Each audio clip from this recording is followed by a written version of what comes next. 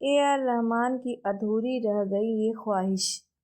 शादी टूटने के बाद किया दर्द का बयान। ऑस्कर विजेता संगीतकार ए आर रहमान ने शादी के 29 साल बाद पत्नी शायरा से अलग होने का फैसला कर लिया है। पहले ए आर रहमान और शायरा के वकील ने पब्लिकली स्टेटमेंट जारी किया था। इस खबर के बाद पहली बार ए आर रहमान ने पोस्ट शेयर करते हुए दर्द बयां किया कि वो उम्मीद जो टूट गई।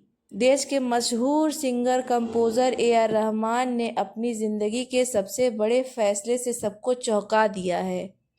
ऑस्कर विजेता रहे संगीतकार ने 29 साल की शादी को ख़त्म करने का फैसला किया। पहले ए आर रहमान और शायरा बानो के वकील ने पब्लिकली स्टेटमेंट जारी किया और इस बात की जानकारी दी। इसी बीच सिंगर ने भी ट्वीट कर इसका ऐलान कर दिया।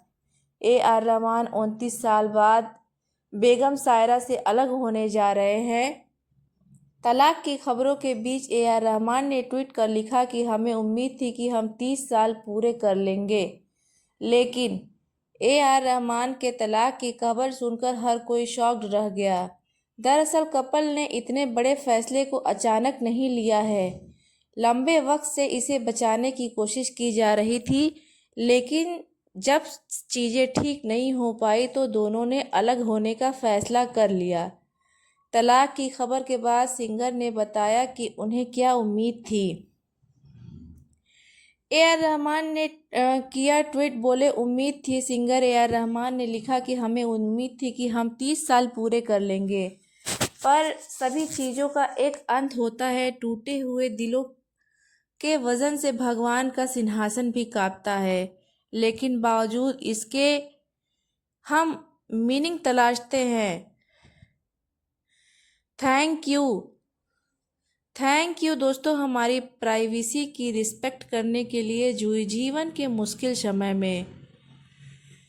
ए आर रहमान और शायरा बानो के 3 बच्चे हैं, खतीजा, रहीमा और अमीन। जीवन के इस मुश्किल वक्त में और फैसले में तीनों ही पेरेंट्स के वो सपोर्ट कर रहे हैं। उनके तीनों बच्चे ही उन दोनों को सपोर्ट कर रहे हैं। उन्होंने इंस्टाग्राम पर पिता के पोस्ट को रीशेयर किया है। खतीजा रहमान ने इंस्टाग्राम स्टोरी पर लिखा कि हम सबसे रिक्वेस्ट करते हैं कि इस मुश्किल वक्त में हमारी प्राइवेसी की रिस्पेक्ट करें। थैंक यू समझने के लिए। वहीं इसके बाद उन्होंने एक और स्टोरी शेयर की। We kindly request everyone to respect our privacy during this time. Thank you for your understanding. Khatija Rahman की इंस्टाग्राम स्टोरी पे खतीजा रहमान ने यही लिखा। ए आर रहमान और शायरा की शादी सन 1995 में हुई थी। सिमी ग्रेवाल के इंटरव्यू में ए आर रहमान ने बताया था कि उनके पास दुल्हन ढूंढने का वक्त नहीं था, लेकिन यह बात बखूबी जानते थे कि शादी करने का सही वक्त क्या है। ऐसे में उन्होंने माँ से कहा था कि वह मेरे लिए दुल्हन ढूंढे। कल्चरल मतभेद के बावजूद दोनों से अच्छे रिश्ते को निभा रहे थे, हालांकि अब अलग हो रहे हैं। म्यूजिक इंडस्ट्री के बेताज बादशाह ए आर रहमान की आवाज़ लोगों के कानों को ही नहीं बल्कि सीधा दिलों को छूती है। उनके गानों का क्रेज सिर्फ इंडिया ही नहीं बल्कि वर्ल्ड वाइड उनके चाहने वालों की बहुत ही लंबी लिस्ट है। अपनी प्राइवेट लाइफ को लेकर हमेशा लाइमलाइट से दूर रखने वाले ए आर रहमान को लेकर बीते दिनों ऐसी खबर सामने आई जिसने उनके हर फैन को शॉक्ड कर दिया। शादी के 29 साल बाद उनकी पत्नी शायरा बानो ने सिंगर से अलग होने का फैसला किया। ए आर रहमान की मां को दरगाह में ही पसंद आ गई थी शायरा बानो। जब ए आर रहमान ने अपनी मां को दुल्हन ढूंढने का काम सौंपा तो उन्हें एक दरगाह में शायरा बानो पसंद आ गई थी। प्रतिष्ठित सिंगर ए आर रहमान ने नसरीन मुन्नी कबीर को दिए इंटरव्यू में शायरा बानो के साथ अपनी पहली मुलाकात के किस्से को लेकर के कैसे वह शादी के लिए मानी। ये सब डिटेल्स में शेयर किया। बुरी तरह ट्रोल हो रहे ए.आर. रहमान पत्नी सायरा बानो से अलग होने के बाद शुरू किया ये हैशटैग। उन्होंने कहा, मेरी माँ और मेरी बहन फातिमा ने पहली बार सायरा को सूफी संत मोती बाबा की दरगाह में देखा था।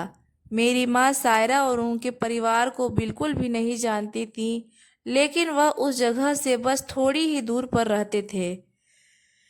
तो वह गई और उन्होंने सायरा से बात की। ये सब बहुत ही आसान था। 28वें बर्थडे पर इंग्लिश में किया था ए.आर. रहमान ने प्रपोज। ए.आर. रहमान ने पत्नी सायरा संग पहली मुलाकात के उन खूबसूरत पलों को याद करते हुए कहा, वह बहुत ही प्यारी और दयालु हैं। हम दोनों की पहली मुलाकात 6 जनवरी 1995 में हुई, मेरे 28वें जन्मदिन पर। वह एक अच्छी खासी मुलाकात थी। उसके बाद हम फ़ोन पर एक दूसरे से जुड़े रहते थे। सायरा इंग्लिश में काफ़ी अच्छी बात करती थी, तो मैंने अंग्रेजी में उनसे पूछा, क्या आप मुझसे शादी करेंगी? सारा उन दिनों बहुत ही चुपचाप रहती थी। आज भी वह चुपचाप ही रहती है।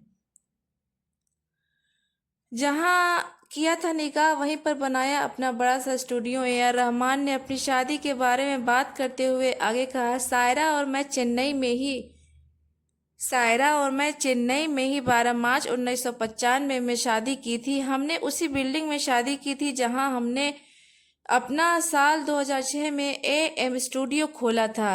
जब मेरी शादी हो रही थी, उस दौरान पूरे समय मेरे चेहरे पर मुस्कुराहट थी। मुझे याद है मेरा जबड़ा दुखने लगा था। ए.आर. रहमान अपनी लव स्टोरी के बारे में बात करते हुए यह भी बताया कि सायरा एक गुजराती परिवार से ताल्लुक़ रखती हैं और वह साउथ इंडियन परिवार से है। ए.आर. रहमान को उनकी माँ के लिए काफ़ी पजेसिव थी।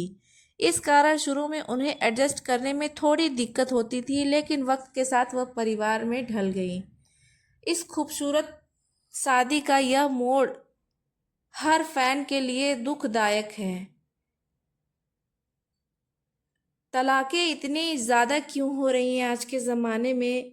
किस कदर तलाक़ें बढ़ रही हैं?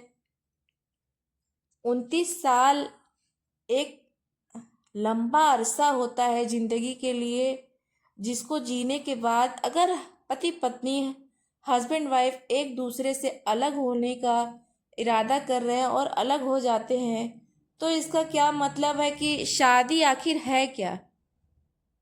खैर, जिन भी कारणों से हुआ, 29 साल का ये मजबूत रिश्ता आज टूट गया।